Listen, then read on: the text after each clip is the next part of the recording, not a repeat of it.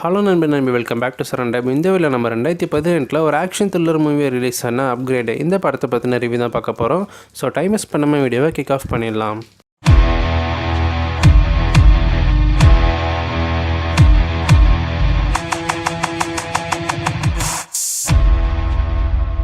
படத்தோட ஹீரோவோட பேர் பார்த்தீங்கன்னா கிரே. அவருக்கு டெக்னாலஜினாலே சுத்தமாக பிடிக்காது. டெக்னாலஜியை வெறுக்கக்கூடிய ஒரு ஆளாக தான் காமிச்சிருக்காங்க. டெக்னாலஜி மனுஷங்களும் ரொம்ப சோம்பேறித்தனமாக மாற்றுது, அதில் நம்ம மூழ்கக்கூடாதுன்னு சொல்லி ஒரு குறிக்கோளோடு இருக்கார். ஆனால் அவங்களோட ஒய்ஃப்க்கு டெக்னாலஜினா ரொம்ப பிடிக்கும். இந்த மாதிரி 2 பேருக்குமே வெவ்வேறு கருத்துக்கள் இருந்தாலும் 2 பேரும் ஒன்றா சேர்ந்து சந்தோஷமாக வாழ்ந்துட்டுருக்காங்க. ஒரு நாள் இவங்க 2 பேரும் காரில் டிரைவிங் போகும்போது அந்த கார் பார்த்தோன்னா விபத்தில் ஏற்படுது. அந்த சமயத்தில் முகம் தெரியாத நபர்கள் அவரோட ஒய்ஃபை கொன்னுடுறாங்க. அவரையும் கண்ணால் ஷூட் பண்ணிடுறாங்க.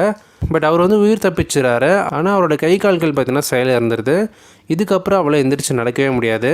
டெக்னாலஜியை பிடிக்காமல் வாழ்ந்த மனுஷன் இதுக்கப்புறம் வீல் சேர்லேயே பார்த்தீங்கன்னா டெக்னாலஜியை நம்பி தான் வாழும்னு சொல்லி டாக்டர் சொல்லிடுறாங்க. இந்த சமயத்தில் அவருக்கு பழகின ஒரு நண்பர் நான் மறுபடியும் உன்னை எந்திரிச்சு நடக்க வைக்க முடியும்னு சொல்லி ஒரு ஆராய்ச்சி பற்றினா நான் பண்ணிகிட்ருக்கேன், அதுக்கு உதவி வேணும்னு சொல்லி கேட்குறான். நம்ம ஹீரோவும் அதை அக்செப்ட் பண்ணி அந்த ஆப்ரேஷன் பார்த்தினா ஒத்துக்கிறாரு. அவரோட உடம்புக்குள்ளே ஒரு சிப்பை வைக்கிறாங்க. அந்த சிப்பு மூலிமா நம்ம ஹீரோவால் மறுபடியும் எந்திரிச்சு நடக்க முடியுது. இதுக்கப்புறம் அவரோட ஒய்ஃபை கொண்டவங்கள பழி வாங்கினாரா இல்லையாந்தாங்க இந்த படத்தோட மொத்த கதையே. எனக்கு இந்த படம் ரொம்ப பிடிச்சது. இந்த படத்தோட ரன் டைம் 1 hour 40 minutes கிட்ட. டைம் போனதே எனக்கு தெரியல. படத்தோட ஆரம்பத்தில் ஒரு 20 நிமிஷம் பார்த்திங்கன்னா ஒவ்வொரு கேரக்டரும் பார்த்தினா எக்ஸ்பிளைன் பண்ணிட்டுருப்பாங்க. அதுக்கப்புறம் படம் விறுவிறுப்பாக போக ஆரம்பிச்சது. எனக்கு ரொம்ப பிடிச்சது. அது ஸ்க்ரீன் ப்ளே ரொம்ப ஃபாஸ்ட்டாக பார்த்தினா நகரிச்சு. எந்த ஒரு இடத்துலையுமே எனக்கு லேகாக தோணலை. அண்ட் அதே சமயத்தில் படத்தில் ஏகப்பட்ட ட்விஸ்ட்டு பார்த்தினா வச்சுருக்காங்க. நம்ம ஒன்று நினச்சா வேறு ஒரு பார்த்திங்கன்னா அங்கே நடக்கும். ஒரு சில விஷயங்கள் நம்ம கெஸ் பண்ணுற மாதிரியே இருந்தாலும் கிளைமேக்ஸ்லலாம் பார்த்திங்கன்னா நம்ம எக்ஸ்பெக்ட் பண்ணாத அளவுக்கு பார்த்திங்கன்னா வச்சுருப்பாங்க. இந்த படத்தை பார்த்து முடிச்சதுக்கப்புறம் ஒரு 10-15 நிமிஷம் பார்த்திங்கன்னா அந்த கிளைமேக்ஸை பற்றி தான் நான் யோசிச்சுட்டு இருந்தேன். இந்த மாதிரி படத்தை முடிச்சிருக்காங்கன்னு சொல்லி மறுபடியும் அதை யோசிச்சுட்டு இருந்தேன். அது ஒரு சில பேருக்கு சாட்டிஸ்ஃபேக்ஷனாக இருக்கலாம், ஒரு சில பேருக்கு பிடிக்காமலே போகலாம். படத்தில் நடித்த ஆக்டர்ஸ் எல்லாருமே அவங்களோட கேரக்டர் ரொம்ப டீசெண்டாக ப்ளே பண்ணியிருக்காங்க.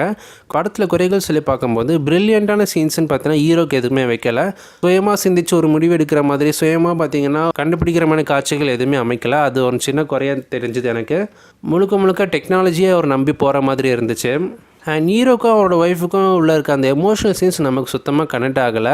அவங்களுக்கு இன்னுமே 2-3 சீன்ஸ் வச்சுருந்து அந்த எமோஷன்ஸை பில்ட் பண்ணி தான் நமக்கு அந்த கிளைமேக்ஸில் பார்த்தீங்கன்னா நமக்கு கனெக்ட் ஆகிருக்கும். இப்போ மற்றபடி சின்ன குறைகள் தான் இந்த படத்தில். ஓவராலாக பார்க்கும்போது ஒரு 1.5 hours என்டர்டெயின்மெண்ட் மூவியாக தான் உங்களுக்கு தெரியுது. இந்த படத்துக்கு IMDbலேருந்து 7.5 out of 10 கொடுத்துருக்காங்க. எத்தனை பேர் இந்த படத்தை பார்த்துருக்கீங்க? உங்களோட ரேட்டிங் 5 out of எவ்வளோ கொடுப்பீங்கன்ற மறக்காம எங்களுக்கு கமெண்ட்டில் லீவ் பண்ணுங்கள். இதே போல் இன்னொரு சந்திக்கிறேன். நான் உங்களை நண்பன் டாட்டா பாய், see you.